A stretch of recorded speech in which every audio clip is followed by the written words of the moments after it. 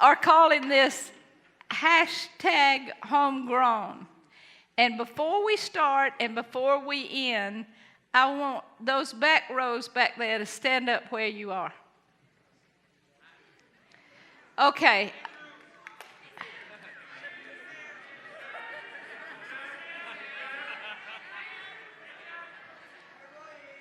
Okay, I have, hey man, how are you? I have a special opportunity for you. If you will count forward 5, maybe 10 years, you could be sitting in one of these chairs.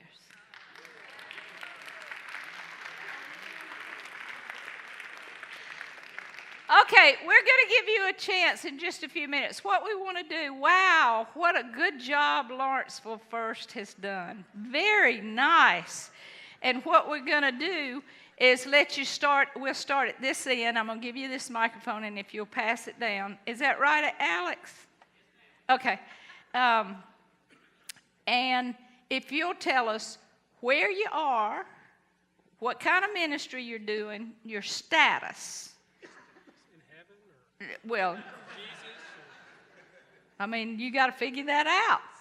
And then how Lawrenceville was helpful to you. Can you do that? There he is. Okay. And we're just going to go down the row, and then we're going to let them ask you questions. Okay. Like how much money you've made in your lifetime. Or okay. Whatever it is. What, sir? And when they were here. That's a good idea, David. So when you were here, what years you were here? And we got 45 minutes, is that right? Per person? Man, Bill Steele's not in here. We got as long as we want. I'm glad I sat on this end. I just didn't want to go after Mike Long. That was the main reason why I sat down. I knew better than that. I didn't want to follow him. So I'm Brent Bohannon. I was here from 1994 to 2005. I was a youth director for 8 years and then was, quote unquote, promoted, I guess, to a program director and was over missions and church and society and all those other things that nobody else wanted to do. That's what I did. I am a ordained deacon in the United Methodist Church. That process probably took me about 15 years. Yeah. Now you see why I didn't want to sit beside him. So, now you made me lose my train of thought. Thanks. Yeah. So, was a provisional member of the conference in 2009, full connection in 2013. I am an extension minister, which means I serve Habitat for Humanity. That's my appointment. My secondary appointment is to Bethlehem First United Methodist Church in Bethlehem, where I do a variety of things over there with Frank Burnett and Matt Parker and some other folks over there. So, what was the other questions? Well, Lawrence, I meant to you. Okay. One of the things that really changed my life and one skill that I really, really honed while I was here was how to best prank a senior minister. And that's been a very beneficial skill that I've been able to take with me. It's helped me in a lot of different places. But more seriously, this church has meant a lot to my personal development. When I came here, Jennifer and I had been married about a little over 2 years. We had no children. We had no house. We'd never owned a house or anything while we were here. We had both of our children. We bought our first home, still in our first home, almost paid off, which is great. I started seminary here and almost finished. I finished a couple months after leaving here. That process took me about 12 years. But the cool thing about it is I got a contextual education because I was able to do my seminary work while I was doing ministry in the church. So when I left, or when I finished seminary, I had experience and education and no debt. So that's the best part of it. So yeah, that's the great part about it. I had a lot of people that were patient with me because I was green and I learned a lot about ministry. A lot of formation, spiritual formation happened while I was here.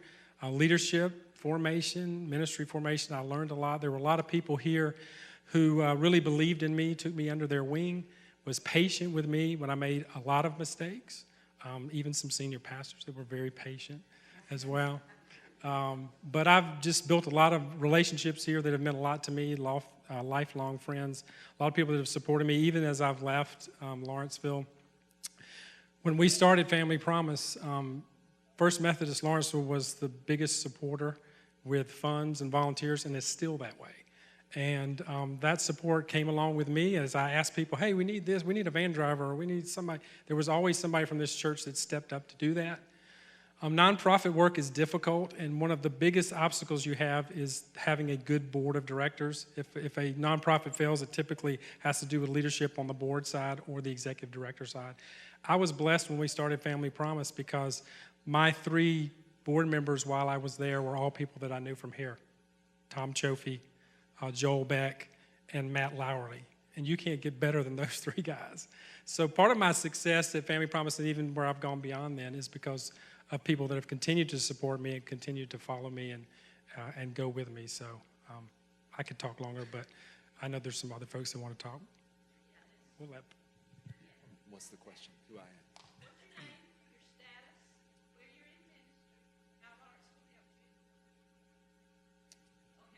And he's homegrown. He's homegrown. My name's Parker James. My mother, Gloria, you may know. She's sitting in the front pew over here. I grew up here at Lawrenceville First Methodist. I'm an ordained pastor now. Actually, I'm Presbyterian, but that's okay. It's an ecumenical gathering now. But this is my home church. I was born in this church. I was baptized by, I think, Charles Farr. And, I think he might have been actually Presbyterian because he wrote me a note that that I had to open up when I was 11 years old. And he would write that to all the infants that he baptized. And I can remember my mom saved that letter and gave it to me when I was 11. And he's basically describing, well, here's what your baptism means, right? And just coming to realize that, God had been moving and working, before I was even born, right, in my life. And he was doing that in the womb of this church. And not only but my parents were in the same second grade Sunday school class in this church.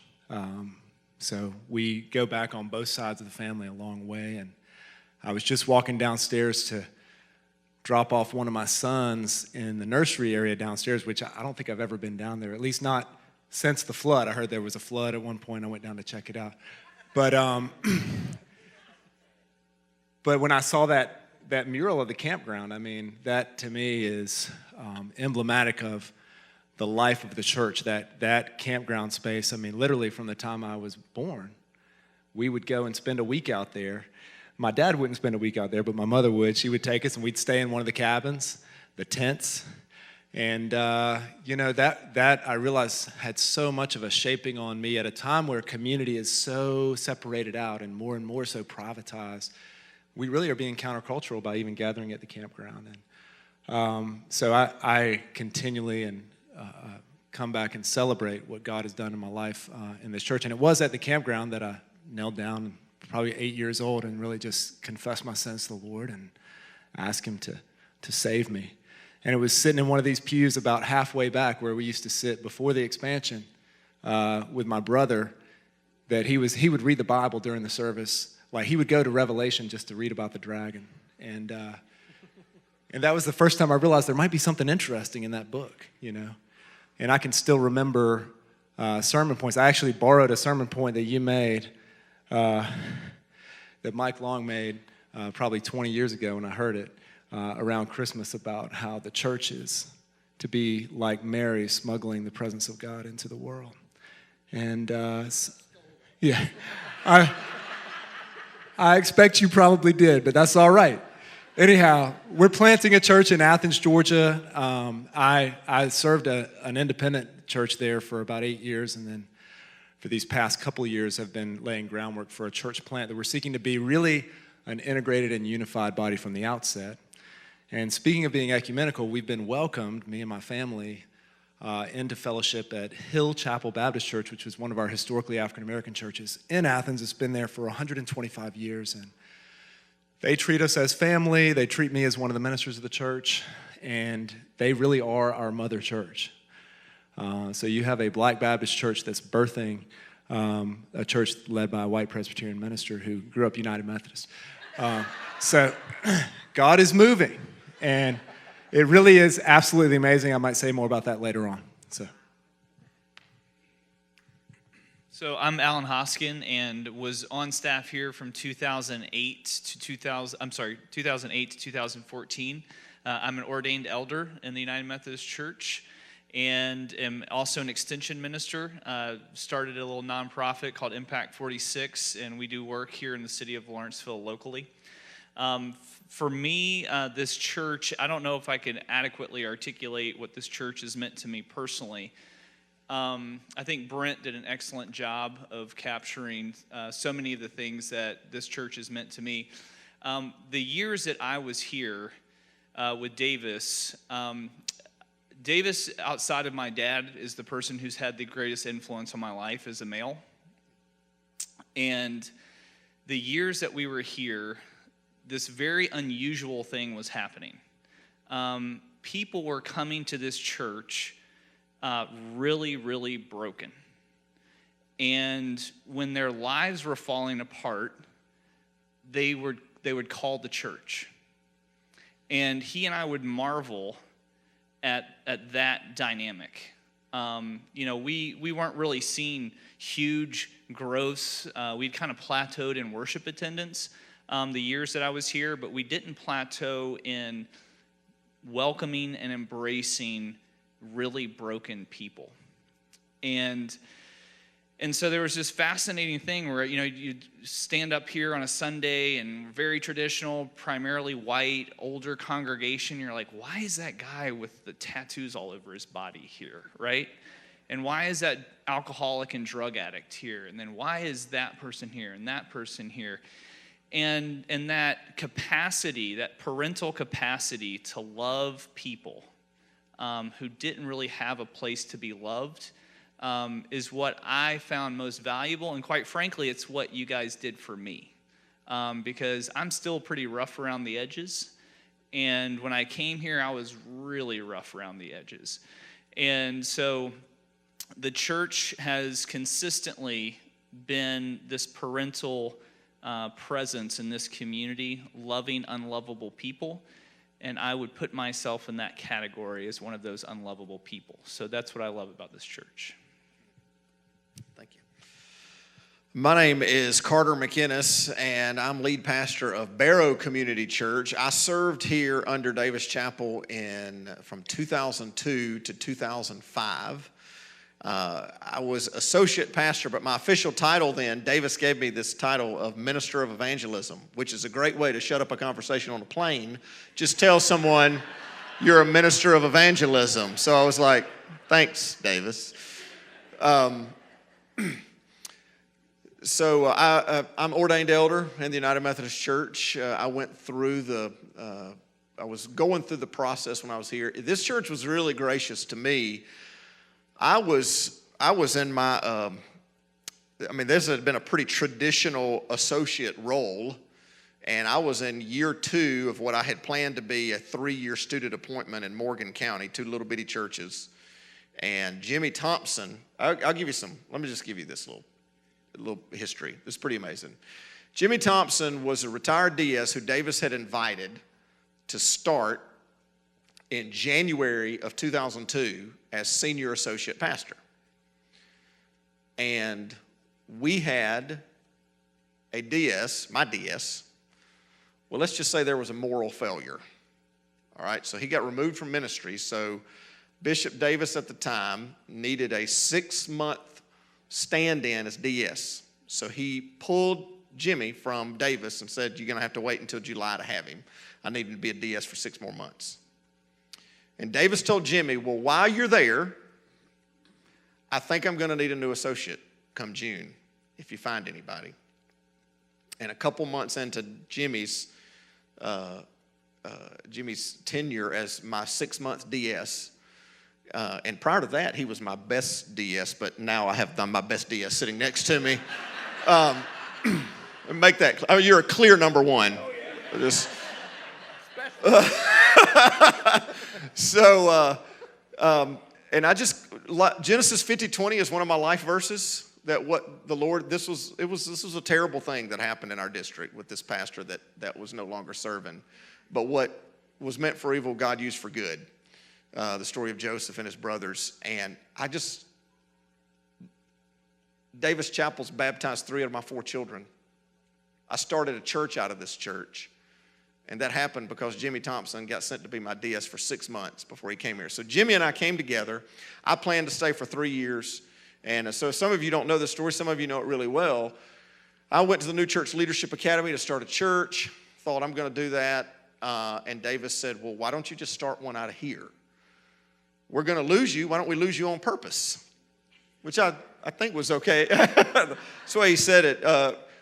And so he gave me, this church gave me about 30 members. 2 of them are right here. Barry and Dorothy, raise your hand. Barry and Dorothy Harden. And they've been with me for 13 years. And they've been members here for 27 years. So it was weird. When I left, it's almost like I didn't leave. Because I went to reach another part of our community on your behalf. I still call First Methodist our mother church. When we have a bunch of letters to fold, we still use your folding machine. I don't know if you know that. Up until 3 years ago, we used your copy machine. So I say that we treated Lawrenceville a lot like a college student treats a parent. And I'd come in to make copies and I'd say, I'm just doing the laundry. So I'm forever grateful. For those 3.5 years we started the church, you helped pay my salary when my church couldn't. You helped pay our rent at Simonton Elementary when my church couldn't. You gave us $25,000 startup to buy sound equipment and everything else we needed. So I'm eternally grateful, and this place will always be mama to me.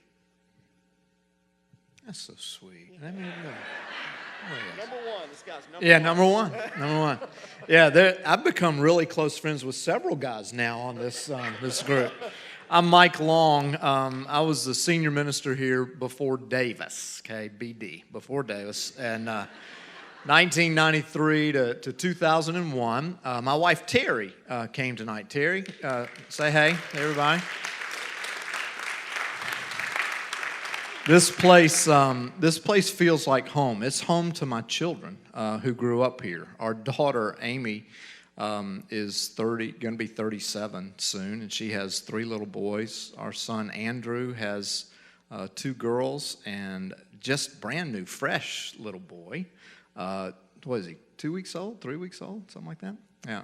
And then Taylor is still our interesting child who hasn't settled down yet, but he finally, I've been telling him for years, you need to find a rich older woman. He finally took my advice, and they're going to be getting married sometime maybe this year. We'll see how that goes. Let's see. I said I'm the DS now of the Atlanta Emory District, and the best. Yeah. Yeah. Can you tell he's moving this year? Can you? Yeah. He's become real friendly with me, no doubt about it. A couple of things about coming here. I was at Chatsworth, Georgia, little church. I'd been in the Dalton area for 9 years, and I grew up in a decent-sized church, Trinity on the Hill in Augusta, Georgia. And I always felt like I had gifts and graces to serve a larger church, but there I am in the North Georgia mountains for 9 years. I'm thinking, this is never going to happen. Enter Jimmy Thompson. And Jimmy was the DS here at that time. And he was talking to me kind of on the sly. So I've learned a few things from Jimmy about, how to do sly conversations. And so he was telling me, you just play along, don't pay any attention to your DS, you do what I tell you to do. I said, okay. So I went to my DS. Jimmy said, go tell your DS that you'd like to be on the move list, but only for one church, Lawrenceville. Went to my DS, and he said, there's no way you can go to Lawrenceville. Says salary, you just can't do it. You can't go from a 300-member church to an 1,800-member church. That is not going to happen. Yes, sir, but if you don't mind, if you just put my name on the list, I'd appreciate it. So Jimmy works out his magic. I end up coming here. And first Sunday, Jimmy's here. And he comes up and gives me a big bear hug after the worship service. And he said, I am so glad you can preach, because I told him you were a good preacher, but I'd never heard you preach before. So I'm going to do that a little bit differently, I think. Yeah, somewhat different. We were here for 8 years, followed Malone Dodson at Roswell United Methodist. He had been there 24. I went and thought I'd be there 3 and be the interim, and we ended up staying there 16. I had intended to retire there. That was my plan, but the Lord had a different plan, and the bishop called and said, I'd like you to be a DS. And I'd thought about it before, but never really wanted to do it. But this bishop's different. I love working with this bishop. She thinks outside the box. She's willing to try new things. She wants to be innovative and strategic, and I'm all about that. Because this church helped me learn how to do that. You know, I came from 300 to 1,800 members. I'd never dealt with staff before. I'd never preached 3 services on the same day before. I'd never been through a building program before. We were blessed to be here during some really growth years, 93 to 2001. I mean, we were busting. The only thing I was doing, this community was just busting. But we were doing good things, and people came and wanted to be a part of it. You were very open to mission and getting out in the community and doing things in mission, and that's always been a heart thing for me. And you showed me that we could do that and do it well, and we did it in a different way at Roswell that has been phenomenal. So I kind of cut my teeth on what it means to be a senior minister here at this church. And between these 2 churches, Roswell and here, I don't have much, but I got a lot of experience now. And hadn't much I hadn't seen in the church, and that's going to carry me well as a DS, I think. And I hope it's going to work out for you, Carter. We'll see how that, yeah. Good evening. My name is Jeff Rogers.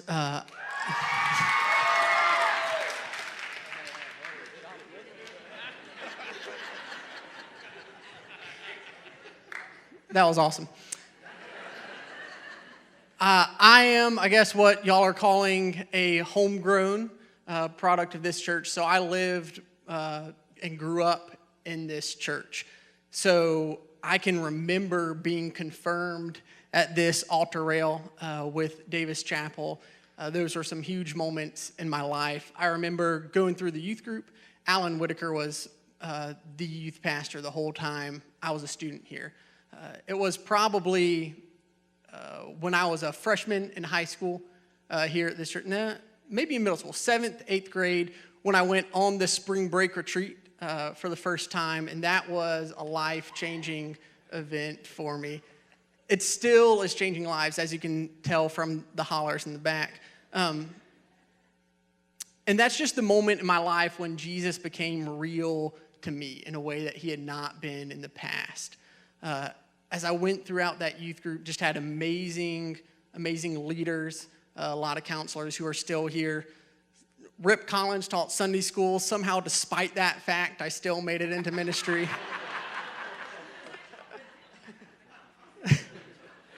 Amazing stories. Great time, and it was just through that discernment process as I was in high school where I felt a call into ministry and helped discern that with some of the pastors here, particularly Davis, Andrew Irwin, and as I went to college, I went off to the Holy Land of Athens, Georgia, and was a student at UGA for a few years. When I was graduating, Andrew gave me the blessing of being able to work on staff here in the warehouse with students, with young adults. Just some really cool opportunities to learn, to grow, to do some great ministry with an amazing team. And that was an awesome experience. So I was able to do that for my first 2 years of seminary while I was down at Emory Candler School of Theology. It was after 2 years that I got a call from y'all's current senior pastor, Royce, and we kind of talked on the sly. What? and finagled my way into Chambly First. And so I'm still the associate pastor at Chambly First United Methodist Church. Amazing opportunity. I'm a provisional elder there, still in the ordination process. And so I grew up in this church, and if it weren't for the opportunities that y'all gave me, if it weren't for all that this church does and constantly does, for the investments y'all made in my life, I wouldn't be where I am here today. My deepest relationships come out of this church. My college roommate came from this church. And most importantly, I met my wife in the youth group here. So Emily's my wife, and Royce is asking you to stand, so that's...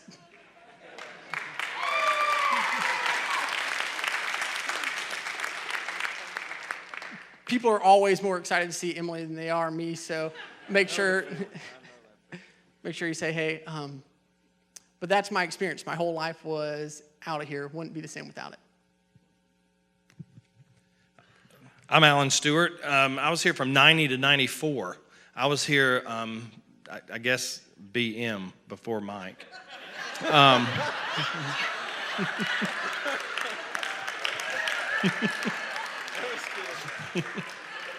And that has lots of connotations. We had served 3 churches in the mountains. 2 of them had outhouses, and so, and I'm serious. And so when I interviewed here, I thought, oh my gosh! And I walked around the facility and I counted the bathrooms, and I thought, ain't gonna be no snakes falling on my head here. And so Tracy and I moved here. We were very fresh and green in the world, and just were so delighted. And we had 3 years with Jack Bozeman, and then Mike came. And then it's because of Marty Hollis that I am alive, because he inspired me and not. And so you were the evangelism chair on my committee. See, I was the evangelism chairperson back then, and couldn't get anybody to join, but it was okay. So Tracy, my wife, she's an assistant principal in Hart County, and it's funny, we've been gone 24 years, and I've been at 2 churches since I left you. We went to Woodstock, moved immediately there, and then we've been in Hartwell for 15 years up on the lake. So it's kind of, this is always home. The year with Mike Long was, I always look back as that was my best year of ministry because I left. And it was, and so it was, no, I've always said that. It was fun because I know you can. And you're the best DS. So he's awesome. We started Disciple, Chris Whitworth, and riding around in her little van. And I said we didn't have any money. One year before BM, we had to cut $100,000 from the budget. I remember that. I remember sitting in that administrative council meeting at the Wesley classroom, and we had to cut $100,000. And so we didn't have the money for it at the time. And I went to Chris Whitworth because she had money. And I said, Chris, we got this Bible study thing. We need to do it. Let's see if we can do it. And so she said, here's $1,000. And I mean, back then, that was just thousands and thousands today. So she had the vision for that, and the people here at Lawrenceville had the vision for all of those things. And the reason you are where you are today is because all those people that came before us, and they made it possible, and they worked in our system, and it was just beautiful. We had our twins here who are 26 now. One's a nurse in Augusta, and one's teaching in Hart County. And just all kind of exciting things. I said, Tracy, you want to go back to Lawrenceville? And when we were coming in the door, she said, are you nervous about tonight? I said, well. And then as soon as I hit the door, I thought, oh my gosh, I'm so nervous. Because see, so many of y'all have gotten older. We haven't. And y'all have really changed. And so, but I will always look back at the 4 years here as just such an integral part of our life and our ministry together. And I wanted to come to a large church because I wanted to see how it was supposed to be done. And because I knew that I was coming from 3 small circuit churches, and we never could just get anything done because I was in school all the time and everything.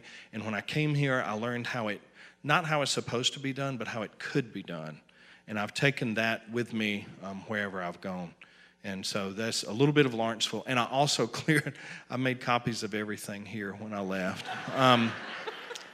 And I took all the disciple stuff. So y'all really birthed other churches from here. And so and to see all these young folks here, it makes me jealous in a way, because y'all have such a neat group of adults. I like our folks in Hartwell, and they're pretty good, but y'all really do have a good bunch here, and it's going to be great, and I appreciate y'all very much. And Royce, thank you for the privilege of always coming back and being here. That was so nice. My name is Andrew Chappell. I am now the... You didn't get any claps. And I'm now an associate pastor at a church called Northbrook, which is in Roswell, which is actually where I spent my elementary years before we came here. So how's that? I grew up here from 2001 to 2013. That's when we were here. So in 2001, I was about to be a sixth grader, and we moved here. My first experience was camp meeting, and it was awesome. And Brent was my youth pastor for 1 year, and it was a good year.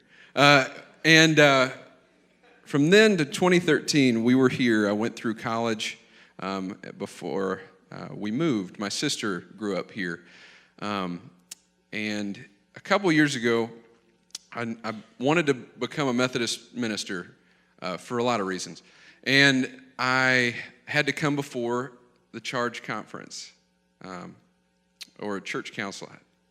We'll figure that out. I got a lot of people I can ask. I had to come before a group of people. Bill Birch was there. Uncle Rip, you were there. And they had to approve me to send me to the district. And I told them I wanted to be a minister, and they asked me some questions. And then I left the room, and they talked about me behind my back. And they came out, and they said, "You're approved." And ever since that day, I've always wanted to just say thank you. I've never gotten the opportunity to say thank you because we were kind of gone at that point. So before I say anything else, I just want to say thank you. You were my family. Yesterday, if any of you were able to go to Charles Farr's funeral, the pastor who did the eulogy, whoever he was, he talked about how when you're a preacher's kid, you have to share your dad. You have to share, or your mom. You have to share your parent with the church. But one of the cool things also about being a preacher's kid is that you immediately have a huge family because everybody in there takes care of you. They watch out for you, especially in my teenage years, which weren't the best. But you watched out for me, and I grew up here. You raised me in Devotion Commotion with John and Christy Shamley in 6th grade. You don't call it that anymore. It sounds weird now.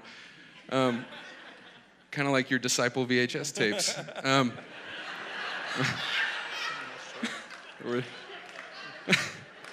But I just wanted to say thank you. There's so many faces in here that helped raise me and helped me get to that point of saying yes to ministry and so many other things. So that's really all I want to say. I want to say thank you to each of you.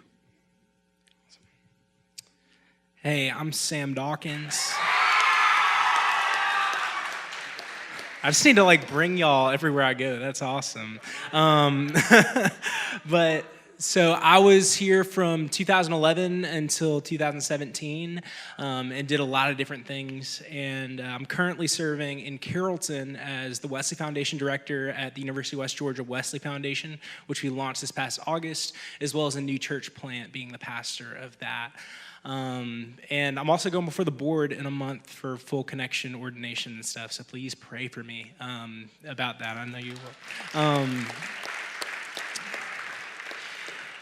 It is super hard for me to say, I mean, you can tell everybody's been talking for a long time because there are just so many things this church has done for us. And so when I was in college, my senior year at Georgia, I knew that I was being called somewhere to work somewhere because I wanted to get married and I needed to make money in order to make that happen. And I remember walking into my apartment and Andrew was sitting on my couch playing Call of Duty with my roommates. And I didn't know Andrew that well, but we started talking. I told him that I was interviewing with his church, and he was like, well, you should interview at my dad's church. They're looking for the same thing. And I was like, okay, I'll think about that. And then I went to the church that I was working at, Hartwell, and talked to Alan, and he said, I told him, I've been interviewing with this church, but this guy who's in my apartment said I should interview at this place called Lawrenceville. And he's like, well, you need to do that. And I was like, okay, but what about this other one? He's like, no, don't be stupid. You need to do that. And so I did, and then got to work here with so many people that are sitting here. And I could go through all the different things that y'all taught me and all the ways that I was able to mess up and learn how to be better and learn how to be a pastor. But more than that, the biggest thing that I learned was how to be a husband and a man of God here. Just by looking at the witness of youth counselors that I was with and staff people that I was with, and just being able to work in this community, which is a really, really special place. I'm really happy where I am, but I do miss y'all. I really do. I remember Davis in one of his last sermons, he talked about this a lot, but this one sticks out, where he called this church kind of a mothering church. It's a church that takes people under their wing, cares for them, leads them, guides them, and loves them into who they're supposed to be as they were created by God. And I felt like y'all did that for me. You did that for Natasha. She couldn't be here because she's leading worship for our Wesley students tonight while I'm not here, or while I'm not there. And also Rebecca France is working with us as an associate director, so I stole her from y'all. Thank you. And yeah, just y'all did so much to help me become a man of character, more than any skill or anything else that y'all taught me to do as a pastor. So thank you. I love you. I miss you. And if you're going to West Georgia, students, talk to me. So. My name is Barry Blakely. Part of my ministry is at Covington Mill United Methodist Church. The other part of my ministry, I serve as the home repair coordinator of Brush with Kindness with Gwinnett Habitat for Humanity. I was here from 1999 to 2013. One of the things that I got out of this church, there are so many opportunities in this church. And I took advantage of a variety of those opportunities, from disciple Bible study to small group to local ministries like Lawrenceville Assistance Project to international ministries like going to Costa Rica. The variety of experiences prepared me for my ministry, because despite what they tell you in seminary, what ministry is like is only about 10% of what they teach you in ministry. It is a wide variety of activities. It's a wide variety of people. It's not an 8-to-5 job, as you probably have figured out by now. But being prepared through this church with such experiences, it's really made that transition into ministry so easy for me, and I greatly appreciate those opportunities. The other thing I learned here at Lawrenceville First, as you have probably gathered, as you've heard all the stories shared back and forth, the Methodist Church is a connectional church. When I look up and down this road, I can think of different experiences I've had with so many of the people here. In fact, in full disclosure, my last year in seminary, I spent a year in a class called Teaching Parish with a minister down at, what was the name of that church again, Roy? Chambly, something or other? So I am convinced the reason I got an invitation for supper tonight was because she was paying me back for having to listen to all her stories for a full year. Some of them were great stories. Learned a lot about how to manage a church from your perspective with all the challenges you faced. Heard a lot of stories repeated more than once, but that's probably something you probably experienced with her preaching on occasion too. But the idea that the Methodist Church is a family was something that came out of this church, and I greatly appreciate it, and like so many others, I thank you for that opportunity. Thank you. My name's Andrew Irwin, and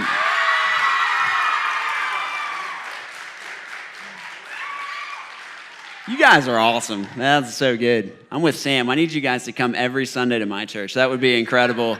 Yeah, no, that was good. I like that. Very cool. Well, I actually have kind of a unique distinction. I was actually, I've actually been appointed to Lawrenceville First as a pastor twice. I was appointed here my senior year at the University of Georgia as part of the student ministry team, and then I was sent to the bustling metropolis that is between Georgia to serve as the senior pastor of New Hope in Between United Methodist Church, where my wife and I were 2 of the 57 residents of Between Georgia. We were then called back to Lawrenceville to serve as an associate, where we served here for 5 years and had the privilege of being a part of the team here in a variety of different capacities and serving with a lot of different amazing people, people who I've learned and grown with in so many extraordinary ways. And as I was kind of processing and preparing mentally for what I would want to share with you all, I thought about a lot of leadership stuff and a lot of principles I could say I gleaned from the people I got to serve with here. I could talk about a lot of the experiences, learning how to baptize people. Shockingly, that wasn't something that was covered in seminary. Learning how to give an invitation that people will respond to, like those kind of things that have been foundational for me. And I thought about a lot of stuff that I could share. At the end of the day, the thing I learned most from you all is how to love people well. You guys took me when I was young. I was 20 when I joined the team here. And it was in this church that I got married. It was in this church that both my children were baptized. And it was in this church that I learned how to love people really, really well. And I'm always going to be grateful for the influence that you guys have had on me, the impact you've had on my family.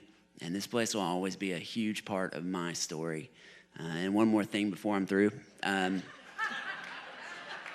I am fired up that I get to be a part of Spring Break Retreat this year.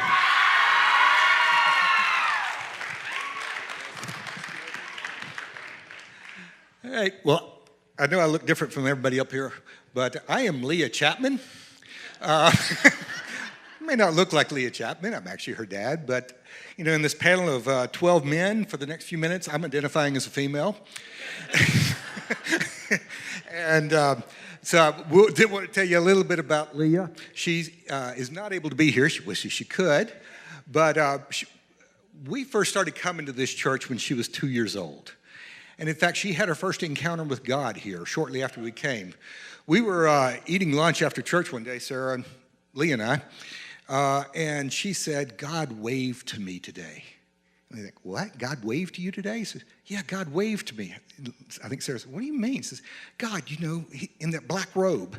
And then we realized God is now a good DS.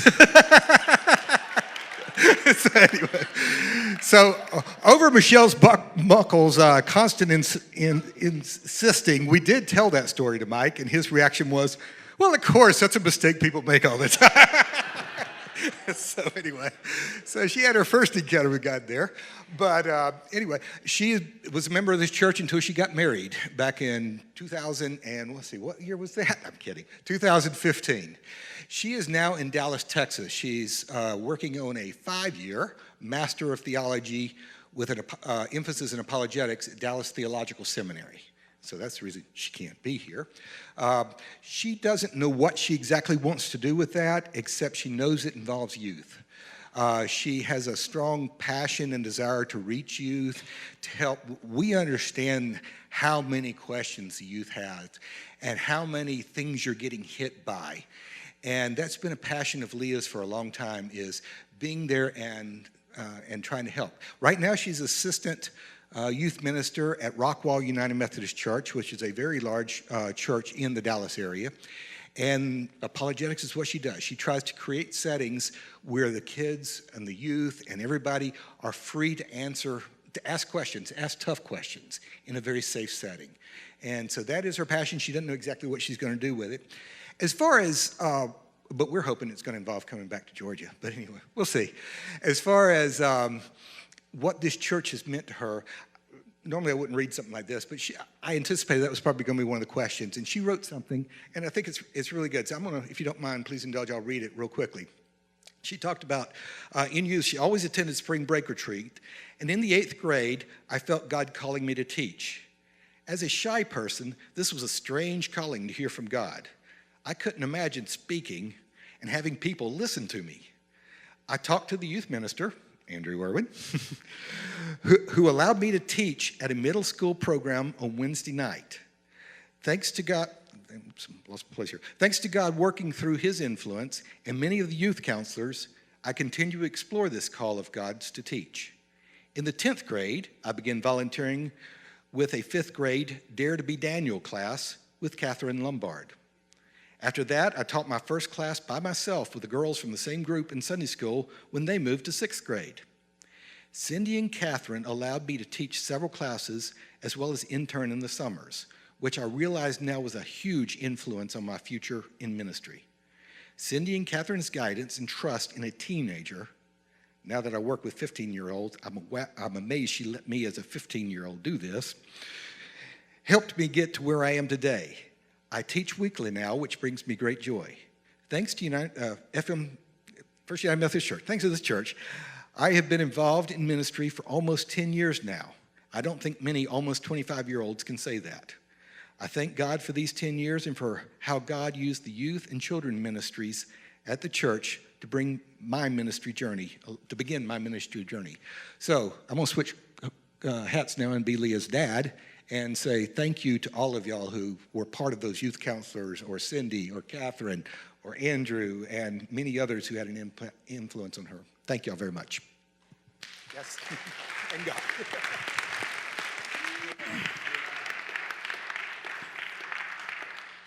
I got my cowboy on, so I'll put this away.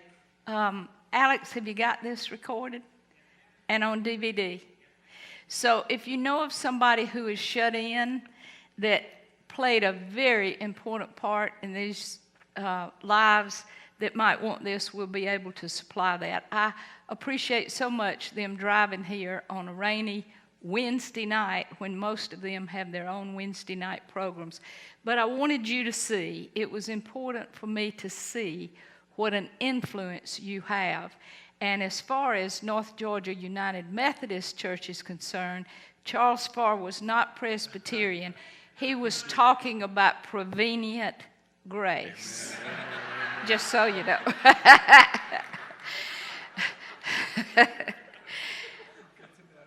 It's for the kingdom. And I'm not kidding, the back rows back there. There are clergy people sitting on those rows. I want you to come and see me. I want you to talk to me. I want you to ask the hard questions. I want you to get the scars you need. I want all those things for you. I go to bed every night of my life thinking, I get to get up tomorrow and do that again. And I want that for you, those of you who are being called. Don't be shy. Spring break is coming. I know. You know, we did this promo. I wish we had it so you could see it. We did this promo film to advertise spring break.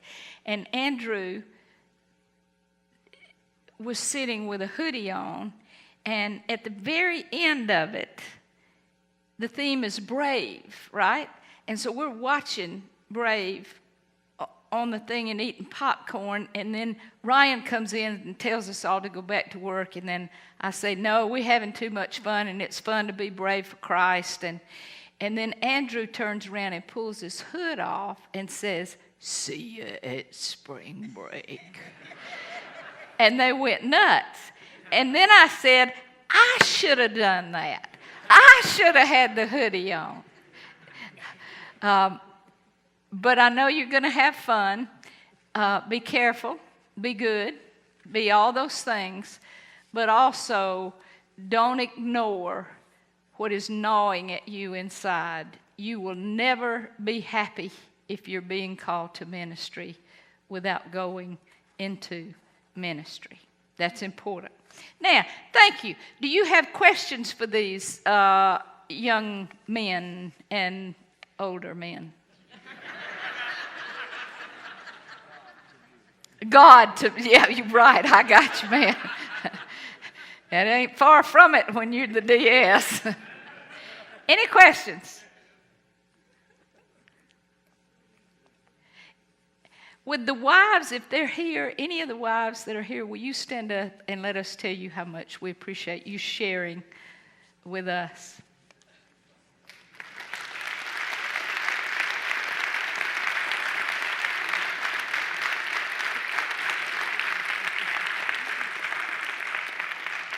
When I was in career decision stage of my life, I wanted to be a preacher, and they kept saying, you can't be a preacher. You can be married to a preacher. And I kept saying, I don't want to be married to a preacher. That's hard. I want to be a preacher and have the fun. And so we do recognize that your role is not an easy one, but thank you for fulfilling it with grace the way you do and for supporting these guys as they get to have the fun. Any questions before we dismiss? That's God calling. So here's what I want to do, Mr. DS or God, whichever comes first. I want you to pray for this church and for all these preachers, but also for the people who raised them up. Would you do that and close us out? You can say whatever you want to. You can DS or God.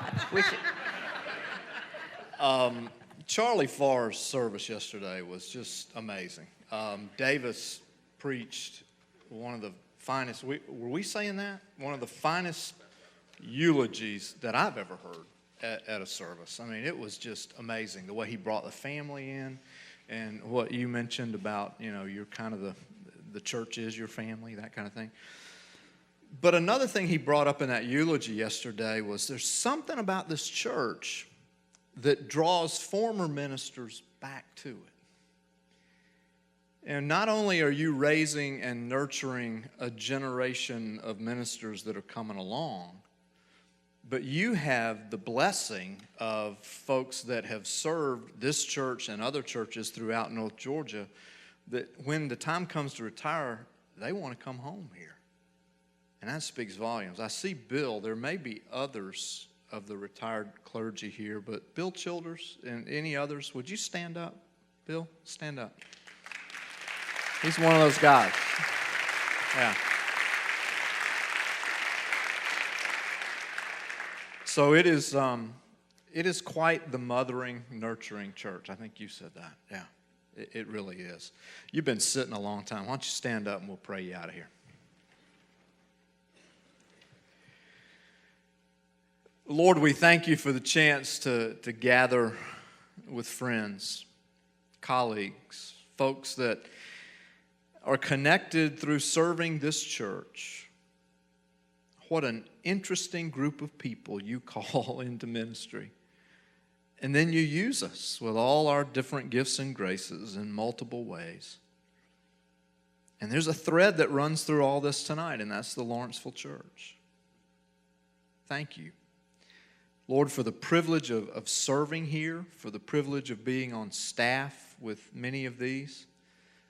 Thank you, Lord, for the privilege of being able to learn what it means to be a minister in this place. For me, it was senior minister. For others, it was just ministry in general, and now they've become senior ministers. Thank you for that.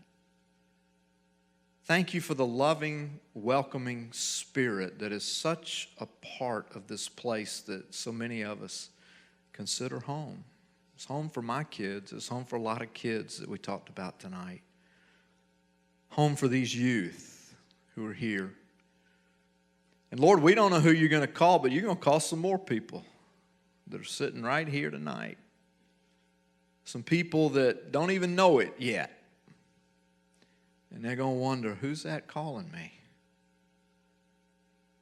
Help them to be like young Samuel. Say, Lord, here I am. Thank you again, Lord Jesus, for this place we call home. And for the significance and influence this church has had and will continue to have.